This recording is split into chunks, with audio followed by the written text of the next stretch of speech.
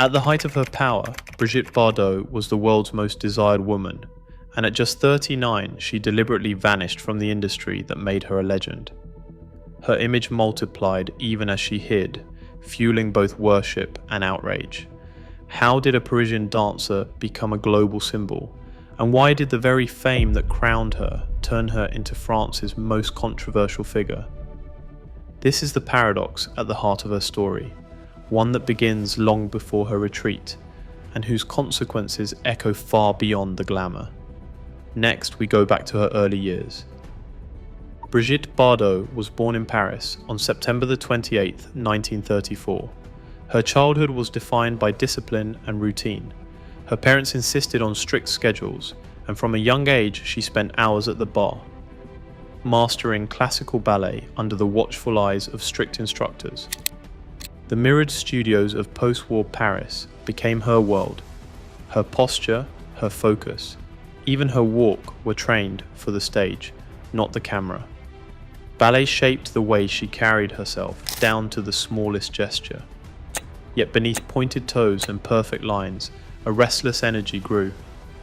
By her teens, she began modeling for French magazines, posing for studio portraits that revealed a striking presence. The camera caught a quiet confidence, a gaze that seemed to hold both innocence and defiance. In the late 1940s, those images started to circulate, and the girl who had been molded for ballet found herself stepping into a new kind of spotlight. What happens when strict training collides with sudden public fascination?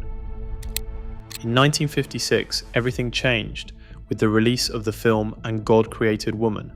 Directed by Roger Vadim, the film introduced a new kind of screen presence, one that electrified audiences and scandalized censors on both sides of the Atlantic.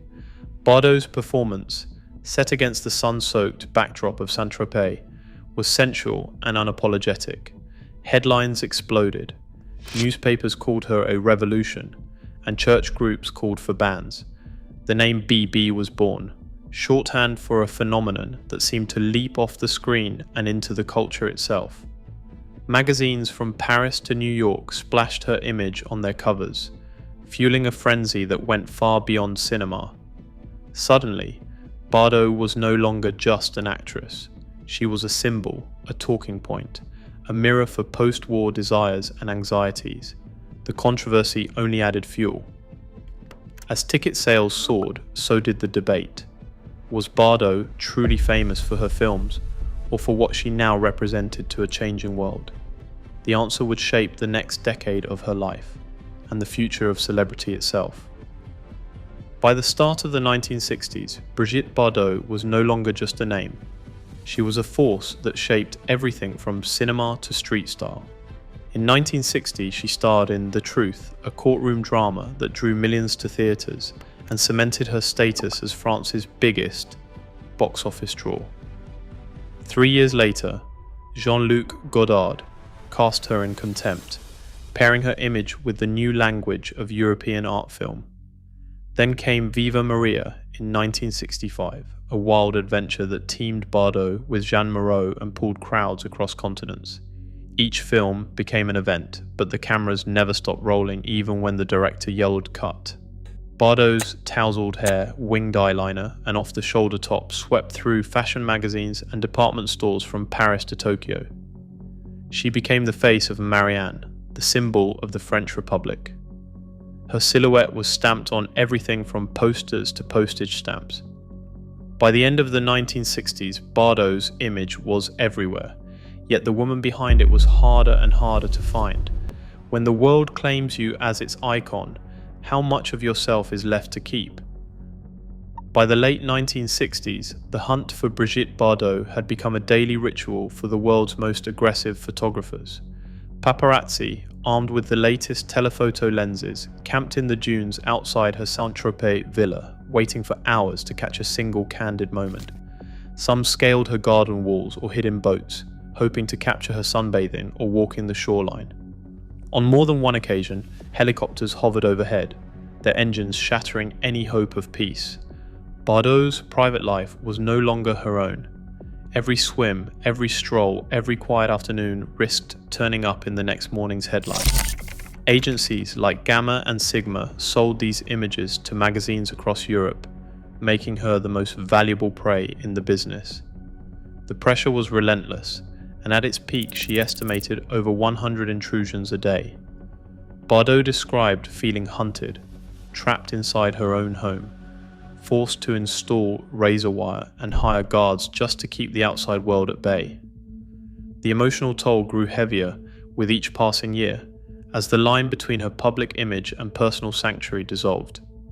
When the world refused to look away, Bardot began searching for a way out. In 1973, Brigitte Bardot made a decision that stunned the world.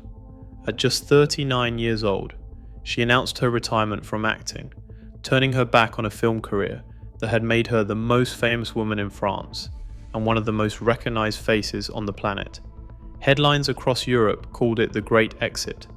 Directors and producers scrambled, hoping for one more film. But Bardot stood firm.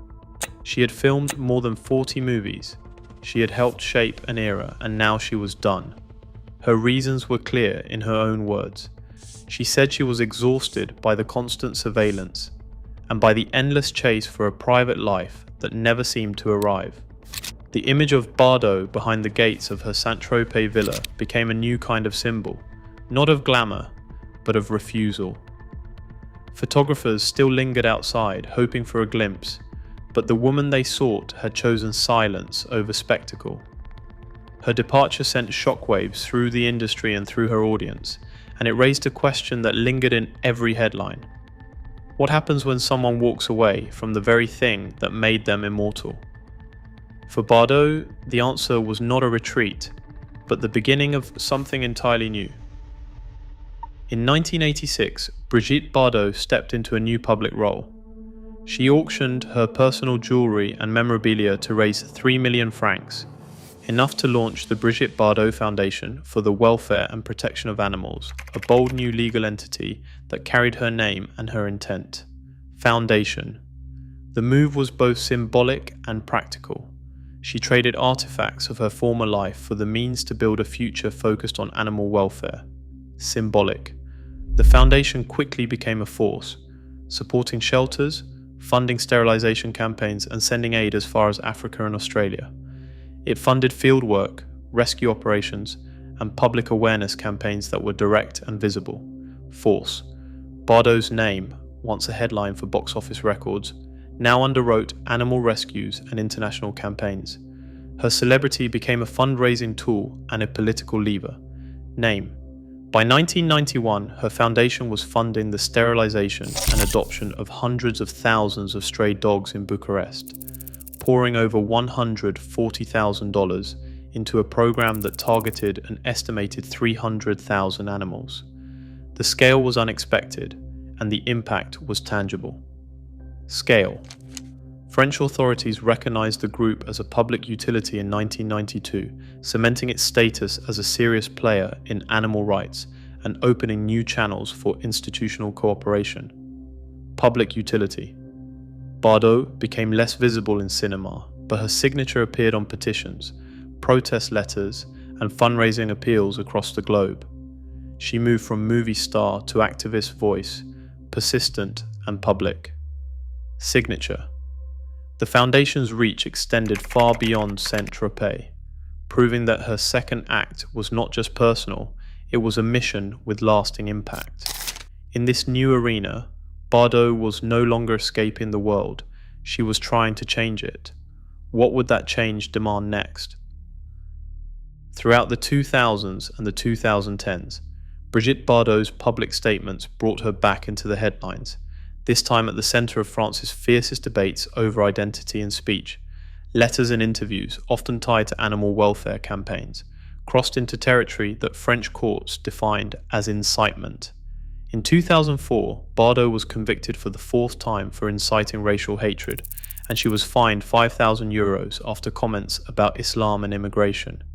In 2008, another statement expressing frustration with the Muslim community led to a €15,000 penalty, with prosecutors citing her repeated offences. The pattern continued.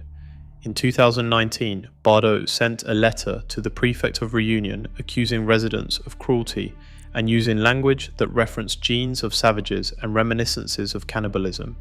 The backlash was immediate, and the courts imposed yet another fine for incitement. By the end of the decade, Bardot had been fined 6 times for racial hatred and 2 times for public insults, each ruling sparking fresh debate about free speech, responsibility, and the limits of activism. For every supporter who praised her outspokenness, another condemned her words as damaging. Bardot's legacy, once defined by cinema and animal rescue, now carried the unresolved weight of public controversy. How do we reconcile a life that saved animals and reshaped popular culture with the harm many say her words caused? In an era when image outlives the individual, Bardot's contradictions still spark debate about celebrity, activism, and public responsibility. Her influence shapes both animal rights discourse and the boundaries of free speech in France today. Fame fades, but the questions she raised refuse to disappear.